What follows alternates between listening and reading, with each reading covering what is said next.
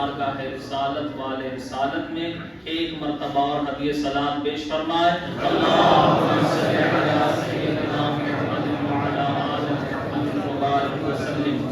صلاۃ و سلام علیک یا سیدی یا آقائی یا مولائی یا حبیبی یا رسول اللہ صلی اللہ تعالی علیہ وسلم۔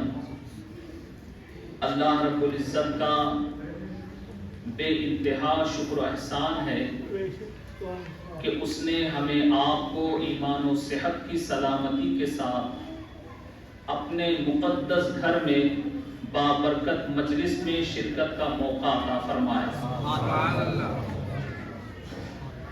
ویسے تو رب کا بے انتہا شکر ہے، ابھی آپ نے شکر پر بیان سنا، بہت مختصر۔ سب سے بڑا فضل خدا کا یہ ہے کہ اس نے ہمیں اشرف المخلوقات بنایا، اور یہ فضل تو سب پر ہے، جتنے انسان ہیں سارے انسانوں پر یہ فضل ہے کہ وہ اشرف المخلوقات ہے، مگر یہاں بیٹھنے والے اور زیادہ فضیلت والے ہیں کہ یہ سب بزم اشرف میں بیٹھے۔ اشرف المخلوقات کے ساتھ ساتھ خدا نے ہمیں بزم اشرف میں بیٹھنے کا موقع عطا فرمایا۔ یہ بڑی بابرکت مجلس ہے، اور اللہ جسے چن لے اسے اپنے در پہ آنے کی توفیق دیتا۔ لہذا دنیا میں انسان بہت ہے، یہ سب اشرف ہے، مگر وہ بڑے شرف والے ہیں جنہیں خدا نے اپنے گھر میں بٹھایا۔ اس لیے ہم جتنا شکر ادا کریں اتنا کم ہے، ہمارا کام ہی ہے شکر ادا کرتے رہنا۔ آج جو بزم اشرف سجائی گئی اور اس کے روح رواں عزیز القدر محترم الوقار حافظ محمد توفیق اشرفی صاحب اور یہاں موجود تمام علماء کرام اور اس میں آنے والی تمام عوام کا میں دل کی گہرائیوں سے شکریہ ادا کرتا ہوں۔ ویسے تو میری کوئی حیثیت نہیں کہ میں خصوصی خطاب کروں، مجھ سے بڑے بڑے علماء کرام یہاں موجود ہیں، میں ان کا بھی شکریہ ادا کرتا ہوں کہ انہوں نے خصوصی خطاب کے لیے مجھے موقع عطا فرمایا۔ حالانکہ یہ سب مجھ سے بڑے ہیں، لیکن بڑوں کا حکم بھی ہمارے لیے بڑا ہے۔ جب بڑے کوئی حکم دے تو چھوٹوں کو چاہیے کہ بڑوں کا حکم مانے۔ بس اسی حکم کی تعمیل کرنے کے لیے میں آپ لوگوں کے روبرو کھڑا ہوا ہوں۔ دعا کرے کہ اللہ تبارک و تعالی جو میں آپ کو بتانا چاہتا ہوں مجھے بتانے میں، آپ کو سمجھنے میں کامیابی عطا فرمائے۔ قرآن کریم کی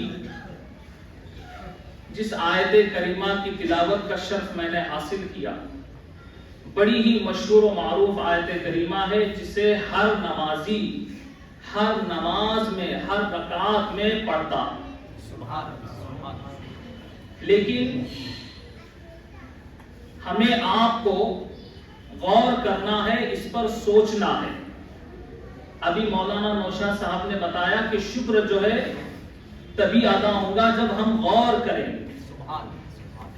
تو ہم اور آپ یہ آیت کریمہ روزانہ پڑھتے ہیں، سنتے ہیں، رب کی بارگاہ میں کھڑے ہو کر کے ہم دعا کر رہے ہیں، اور رب کی بارگاہ میں یہ عرض کر رہے ہیں ایاک نعبد و ایاک نستعین، کہ اے رب ہم تیری ہی عبادت کرتے ہیں اور تجھی سے مدد چاہتے ہیں۔ لیکن ہم تھوڑا غور کریں کہ ہم کس کے دربار میں کھڑے اور کس سے عرض کر رہے۔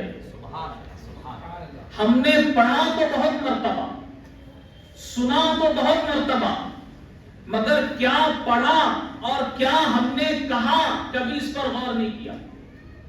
یا اللہ ہم تیری ہی عبادت کرتے ہیں، مطلب یہ ہے کہ ہم نے رب کو ہی معبود حقیقی مانا۔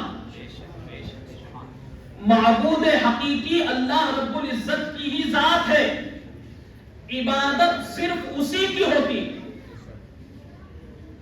تھوڑا آپ میری بات پر توجہ دے، تو ہم جو نماز ادا کرتے ہیں یہ نماز میں ہم کیا کہہ رہے ہیں کس سے کہہ رہے ہیں، یہ بات ہمارے آپ کے سمجھ میں آئے گی۔ یا اللہ ہم تیری ہی عبادت کرتے ہیں، معبود صرف تو ہی ہے،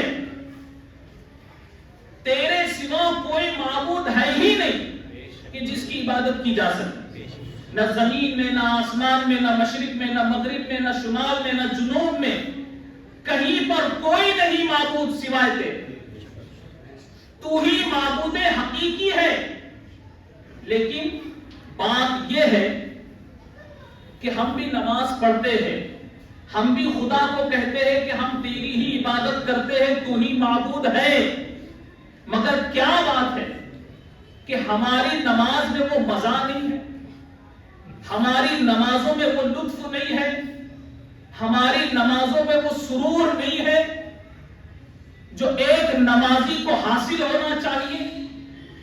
تو اس کی وجہ یہ ہے کہ بے شک ہم خدا کو مانتے ہیں، بولیے سب مانتے ہیں نا، ہم خدا کو مانتے ہیں، ہم خدا کو جانتے ہیں، لیکن بات یہ ہے، کمی یہ ہے کہ ہم خدا کو پہچانتے ہیں۔ کیا بات ہے؟ ہم نے اپنے رب کو، معبود حقیقی کو پہچانا نہیں، اور جنہیں اس کا عرفان حاصل ہو گیا، جنہیں رب کی معرفت حاصل ہو گئی، ان کی عبادت کا انداز ہی الگ ہو گیا، ان کی عبادت کا انداز ہی الگ ہو گیا۔ ہم معبود مانتے ہیں، معبود جانتے ہیں، اپنے معبود کو پہچانتے نہیں ہیں، کیونکہ ہم کبھی غور نہیں کرتے، جبکہ قرآن کریم میں ہمیں بار بار یہ تاکید کی گئی ہے کہ زمین و آسمان کی ہر چیز میں تم غور کرو، اپنے رب کو پہچانو، رب کی معرفت حاصل کرو۔ زمین و آسمان میں رب کو کیسے پہچانے؟ زمین و آسمان کی چیزوں کو دیکھ کر رب کی معرفت کیسے حاصل ہو؟ کہ وہی خدا ہے جس نے زمین کو پیدا کیا، وہی خدا ہے جس نے آسمان کو شامیانہ بنایا، وہ ایسا رب ہے کہ جس نے زمین کے اوپر جو آسمان کا شامیانہ بنایا، اس میں ایک بھی پلر نہیں، ایک بھی ستون نہیں، بغیر ستون کے اتنا بڑا آسمان زمین کے اوپر کھڑا کیا۔ یہ کون کر سکتا ہے؟ سوائے خدا کے کوئی نہیں کر سکتا، یہ سوائے خدا کے کوئی نہیں کر سکتا۔ اب آپ غور کرتے جائیں، اللہ رب العزت نے زمین سے جتنی چیزیں پیدا کی ہے، ہر چیز کا رنگ الگ، مزہ الگ، صورت الگ، یہ ساری چیزیں جو زمین سے نکلتی ہے الگ الگ رنگ کی ہوتی ہے، الگ الگ اس کا مزہ ہوتا ہے، اس کی مٹھاس ہوتی ہے، کسی میں کڑوا پن ہوتا ہے، مگر ساری زمین سے جتنی چیزیں نکل رہی ہے یہ سب الگ الگ ہے۔ یہ نکلنے میں جو پانی ڈالا جاتا ہے، پانی ایک ہی، پانی تو الگ نہیں ڈالا جاتا نا، پانی ایک ہی ہے، جو ایک ہی پانی سے اتنی ساری چیزوں کو زمین سے اگائے، وہ رب کی ذات ہے، وہ اللہ رب العزت کی ذات ہے۔ وہ خدا ایسا قادر ہے کہ وہ زندے سے مردے کو نکالتا، مردے سے زندے کو نکالتا۔ آپ دیکھیے انڈا جو مردہ ہوتا ہے، مرغی کے نیچے رکھ دو تو بچہ ہو جائے، زندہ ہوتا ہے، پھر مرغی سے انڈا نکلتا، تو وہ رب کی ذات ہے جو زندے سے مردے کو نکالتا ہے، مردے سے زندے کو نکالتا ہے۔ تو اسی لیے زمین و آسمان کی ہر چیز میں غور کرو، اپنے رب کی معرفت حاصل ہو۔ ہمارے اسلاف، ہمارے بزرگان دین ہر چیز میں غور کرتے، اور جب انہیں اپنے رب کی معرفت حاصل ہوتی تو ان کی عبادت کا انداز ہی الگ ہوتا۔ وہ کیسی عبادت ہوتی؟ آئیے آپ کو ایک واقعے سے سمجھاؤ۔ حضرت سفیان ثوری رحمت اللہ تعالی علیہ بڑے پائے کے بزرگ ہے، نماز ادا کر رہے، نماز پڑھ رہے ہیں۔ دیکھیے اللہ والوں کی نماز، بزرگان دین کی نماز کیا ہوتی۔ ہم تو اللہ اکبر کہتے ہیں اور پوری دنیا میں گھومنے لگ جاتے ہیں، ہماری نمازوں کا یہ حال ہے. مگر اللہ والوں کی نماز, انہوں نے اپنے رب کو کیسے پہچانا؟ جب نماز شروع کی اور اس آیت کریمہ پر آپ پہنچے, ایاک نعبد و ایاک نستعین, کہ اللہ ہم تیری ہی عبادت کرتے ہیں اور تجھی سے مدد چاہتے ہیں, یہ آیت پر پہنچتے ہی حضرت سفیان ثوری علیہ الرحمہ ایک چیخ مارتے اور بے ہوش ہو جاتے. جب ہوش آیا, مریدوں نے پوچھا حضرت کیا ماجرا ہے, آپ بے ہوش ہو گئے تھے. ان کی سوچ دیکھی. حضرت سفیان ثوری علیہ الرحمہ فرماتے کہ جب اس آیت پر میں پہنچا, ایاک نعبد و ایاک نستعین, کہ اللہ ہم تیری ہی عبادت کرتے ہیں اور تجھی سے مدد چاہتے ہیں, تو میرے ذہن میں یہ خیال گزرا کہ دربار خدا بندی میں کھڑے ہو کر میں رب کی بارگاہ میں عرض کر رہا ہوں, یا اللہ ہم تیری ہی عبادت کرتے ہیں, تجھی سے مدد چاہتے ہیں. تو مجھے غیب سے آواز آئی, اے سفیان بس کر, کیا جھوٹ بولنے کے لیے ہماری بارگاہ بچی تھی؟ کیا جھوٹ بولنے کے لیے ہماری بارگاہ بچی تھی؟ تو کہتا ہے ہماری عبادت کرتے, ہم سے مدد چاہتے ہیں, اور جب مصیبت آتی ہے تو کسی غیر کی طرف جاتا ہے. پھر کیا یہ بات کا مطلب ہے کہ تیری ہی عبادت کرتے, تجھی سے مدد مانگ؟ تو اللہ والوں کی عبادت کا یہ انداز کہ جب اللہ کو پکارتے, اللہ کی عبادت کرتے, تو اس شان سے عبادت کرتے کہ گویا وہ خدا کو دیکھ رہے, خدا کا کلام سن رہے ہیں, اور ایسی کیفیت میں بے ہوش ہو جاتے. یہ ذرا آپ غور کیجئے کہ انہیں رب کی کیسی معرفت حاصل ہوگی, انہوں نے اپنے رب کو کیسے پہچانا. اور عبادت ہے ہی اسی لیے کہ جب ہم نے اپنے رب کو معبود حقیقی مانا, تو عبادت کسی لالچ میں نہیں کی جائے, کسی مقصد سے نہیں کی جائے, عبادت صرف اس کی رضا کے لیے کی جائے. کیونکہ جب وہ معبود حقیقی ہے, عبادت اسی کی ہوتی ہے, تو عبادت اسی کی ہوتی ہے تو اسی کے لیے کی جائے. بات سمجھ رہے؟ اب آپ نے کئی مرتبہ سنا ہوگا نا, ہمیشہ مقررین حضرات بھی کہتے ہیں, یہاں علماء کرام موجود ہے, ہر نیکی کا بدلہ جنت ہے. بولی ہے یا نہیں؟ آپ لوگ سن رہے ہیں نا, ہر نیکی کا بدلہ, جو بھی نیک کام کرو, ہر نیکی کا بدلہ جنت. نماز پڑھو جنت, روزہ رکھو جنت, حج کرو جنت. اب جب ہم کوئی عبادت کرتے ہیں تو نیت کیا ہوتی ہے؟ بولیے. ظاہر سی بات ہے نا, زبان سے کہتے ہیں نیت کی میں نے 4 رکعت نماز ظہر کی فرض واسطے اللہ کے. زبان سے ہم کیا کہتے ہیں؟ واسطے اللہ کے. دل میں ہے واسطے جنت کے. دل میں کیا خیال ہے؟ واسطے جنت کے. تو جنت کی لالچ میں ہم عبادت کرتے, مگر جس نے اپنے رب کو پہچانا, جس سے اپنے رب کی معرفت حاصل ہوئی, وہ رب کی عبادت کسی لالچ میں نہیں, صرف خدا کے لیے کرتے. اور اس سلسلے میں حضرت رابعہ بصریہ رحمت اللہ تعالی علیہ کا یہ واقعہ بڑا مشہور ہے کہ آپ عالم وجد میں ایک ہاتھ میں آگ اور ایک ہاتھ میں پانی لے کر جا رہی ہیں. کسی نے پوچھا اے رابعہ کہاں جا رہی ہو؟ تو حضرت رابعہ بصریہ کہتی ہے کہ اس آگ سے اس جنت کو جلانے جا رہی ہوں جس کی لالچ میں لوگ اس کی عبادت کرتے ہیں, اور اس پانی سے اس جہنم کی آگ بجھانے جا رہی ہوں جس کے ڈر سے لوگ اس کی عبادت کرتے ہیں. عبادت نہ جنت کی لالچ میں کی جائے, نہ جہنم کے ڈر سے کی جائے, عبادت بس خدا کے لیے کی جائے. تو یہ پیغام, یہ سبق دیا کہ عبادت صرف اللہ کے لیے کی جائے, کسی اور مقصد سے نہیں کی جائے. اور سارے اسلاف, سارے بزرگان دین نے ساری زندگی جو عبادت کی صرف اللہ کے لیے. کس کے لیے؟ اللہ کے لیے. اور اللہ کی رضا کے لیے انہوں نے ایسی عبادت کی کہ ان کی عبادت سے خدا راضی ہو گیا, ان کی عبادت سے خدا راضی ہوا. یہی حضرت رابعہ بصریہ رحمت اللہ تعالی علیہا جن کے بارے میں لکھا ہے کہ آپ روزانہ 1000 رکعت نفل نماز پڑھا کرتی ہیں. کتنے؟ سب بولیے.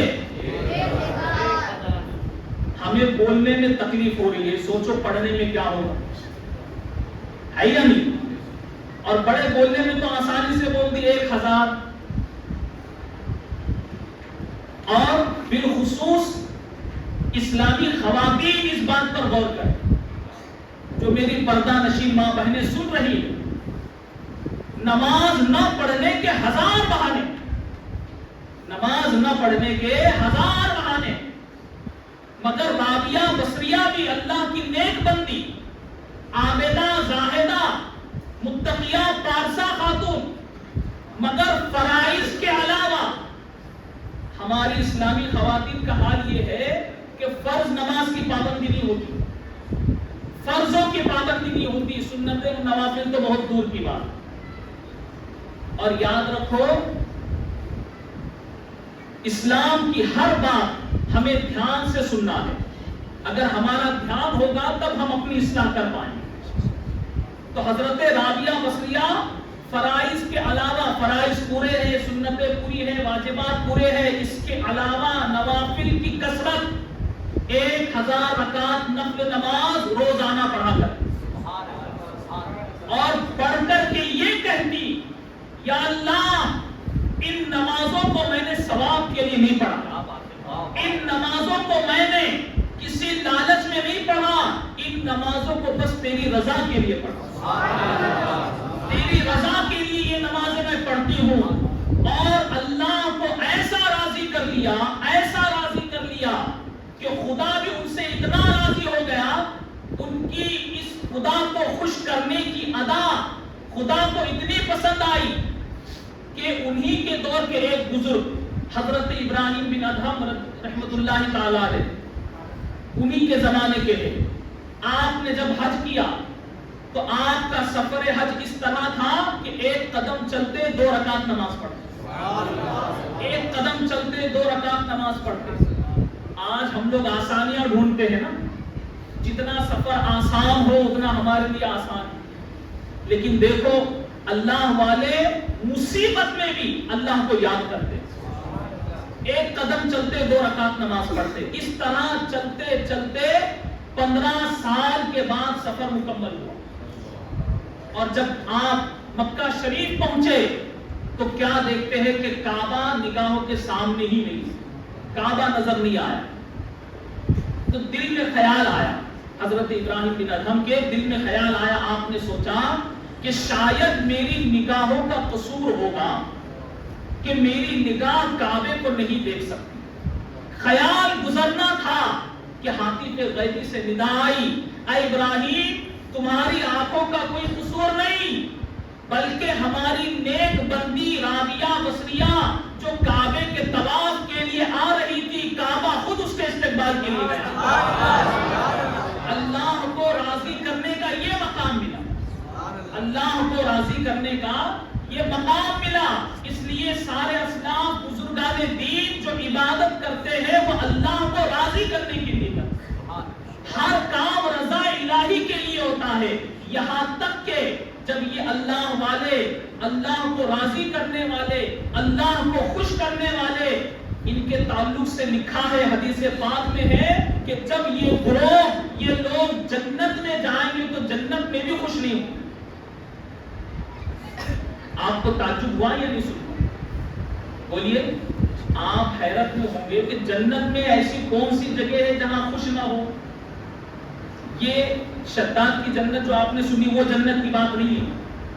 شداد کی جو جنت ہے یہ تو دل و دماغ میں آ سکتی ہے جو اس نے بنائی تھی، مگر حقیقی جنت جو اللہ تبارک و تعالی بندے مومن کو عطا کرنے والا ہے، اس کی نعمتیں تو ایسی ہے کہ کسی کے ذہن میں بھی اب تک وہ خیال نہیں آیا. ایسی نعمتیں ہیں جنت. لیکن جنت میں جانے کے بعد بھی کوئی ناخوش ہو، یہ کیسے ہو سکتا ہے؟ آپ سوچیں گے نہیں سوچیں گے؟ ہم تو تھوڑا سا اے سی کا فلیٹ مل جائے تو خوش ہو جاتے ہیں، پھر جنت مل جائے تو کیا پوچھنا۔ مگر ایک گروہ ایسا بھی ہوگا جو جنت میں جانے کے بعد بھی خوش نہیں ہوگا۔ اللہ رب العزت ان سے پوچھے گا، اے میرے بندو کیا بات ہے؟ جنت میں جس چیز کی خواہش کرو وہ حاضر ہے، جو تمنا کرو تمہیں مل جائے، کسی چیز کی کمی جنت میں نہیں ہے، پھر کیا چیز نے تمہیں ناخوش کر دیا؟ تم جنت میں رہ کر بھی خوش کیوں نہیں ہو؟ تو وہ بندے عرض کریں گے جنہوں نے اللہ کی رضا کے لیے عبادت کی، اللہ کو خوش کرنے کے لیے عبادت کی، اور جنہوں نے ایاک نعبد کا حق ادا کیا، جنہوں نے اپنے معبود حقیقی کو پہچانا، اس کی عبادت کی، وہ عرض کریں گے یا اللہ ہم نے اس لیے عبادت نہیں کی تھی کہ ہمیں جنت ملے، اس لیے تکلیفیں نہیں اٹھائی کہ ہمیں جنت ملے، اس لیے ہم نے ریاضت نہیں کی کہ ہمیں جنت ملے، ہم نے سب کچھ تیری رضا کے لیے کیا تاکہ تو ملے، تو ملے۔ تو اللہ رب العزت فرشتوں سے فرمائے گا، فرشتوں میرے بندوں کے اور میرے درمیان سے حجاب کو اٹھا لو اور بندوں کو میرے قریب کرو۔ تو ان بندوں کو وہاں چین اور قرار آئے گا۔ تو یہ وہ لوگ ہیں جنہوں نے اپنے رب کو پہچانا، ایاک نعبد کا حق ادا کیا کہ ہم تیری ہی عبادت کرتے اور تجھی سے مدد چاہتے۔ میں بہت تیزی سے آگے بڑھ رہا ہوں تاکہ میں جو ضروری باتیں ہیں وہ آپ تک کے پہنچا سکوں۔ اس میں کوئی شک نہیں کہ اللہ والوں کی عبادت ایسی ہی ہوگی، انہوں نے اپنے رب کو پہچانا، اپنے رب کو مانا بھی، جانا بھی، پہچانا بھی۔ لیکن ہمارے اندر جو کمی ہے، بعض ایسے بھی لوگ ہوتے ہیں جو ہمیں گمراہ کرنے کی کوشش کرتے ہیں۔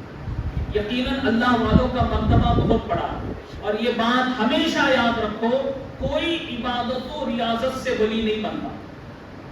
کوئی کتنی بھی عبادت و ریاضت کر لے، اللہ اسے ولایت نہیں عطا کرتا، بلکہ اللہ اپنے فضل سے ولی بناتا، اللہ اپنے فضل سے ولی بناتا، اور جسے ولی بنا دیتا ہے پھر وہ اپنے رب کو راضی کرنے کے لیے عبادت کرتا رہتا ہے۔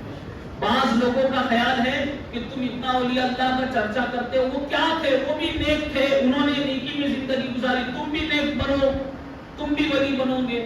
تو ولی بننا اتنا آسان نہیں، ولی بننا اتنا آسان نہیں۔ ہاں یہ ضرور ہے کہ اللہ والوں کے دامن سے وابستہ ہوگا، کیونکہ جو ان کے قریب ہوگا یہ تمہیں خدا کے قریب کرے گا۔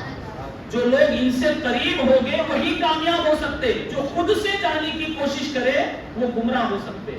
اس لیے کیونکہ شیطان انسانوں کا کھلا دشمن ہے، اور بڑے بڑے عابد و زاہد کو اس نے نہیں چھوڑا، اس نے ان کو برباد کر دیا، گمراہ کر دیا۔ مگر بچے وہ لوگ جو اللہ والوں کے دامن سے وابستہ، جو اللہ والوں کے دامن سے جڑے ہیں وہی لوگ بچتے ہیں۔ لہذا تو جو اللہ والوں کے دامن سے وابستہ ہے، اب یہ اعتراض ہوتا ہے کہ جب اللہ ہی معبود ہے اور اسی سے مدد مانگنا ہے تو پھر اللہ والوں سے مدد کیوں مانگتے ہیں؟